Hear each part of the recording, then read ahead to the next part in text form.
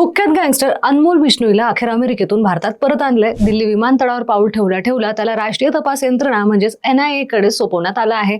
नेमका कोण आहे अनमोल बिश्नोई, कोणते गुन्हे त्यावर दाखल आहे, सर्व सांगते. पण त्याआधी आमच्या चॅनलला सबस्क्राईब आणि फॉलो करायला मात्र विसरू नका. अनमोल बिश्नोई उर्फ भानू हा देशातील कुख्यात गँगस्टर लॉरेन्स बिश्नोईचा धाकटा भाऊ आहे. त्याला लॉरेन्स बिश्नोईचा उजवा हात आणि गुन्हेगारी सिंडिकेटचा खरा वारसदार मानलं जातं. 2016 मध्ये लॉरेन्सने अनमोलला शिक्षणासाठी जोधपूरला पाठवलं होतं, परंतु तिथेही अनमोलवर मारामारी आणि अवैध शस्त्र बाळगल्याप्रकरणी 3 गुन्हे दाखल झाले होते. अनमोल हा काही साधा गुन्हेगार नाहीये. बाबा सिद्दीकी यांच्या हत्येचा तो मुख्य आरोपी आहे. शिवाय सलमान खानच्या घराबाहेर झालेल्या गोळीबारातही त्याचं नाव समोर आलं होतं.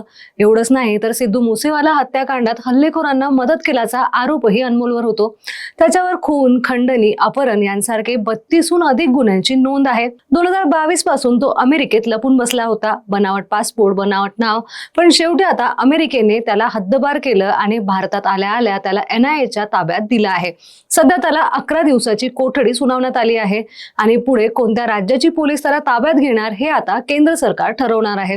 थोडक्यात सांगायचं झालं तर देशात जितके हाय प्रोफाईल गुन्हे आहेत त्यात अनमोलचं नाव आढळतंय. आता पुढे काय होतं, कोणत्या राज्याची पोलीस त्याला ताब्यात घेते किंवा सर्व गुन्हे एकत्र करून NIA त्याचा तपास करेल हे पाहणं आता महत्त्वाचं ठरणार आहे.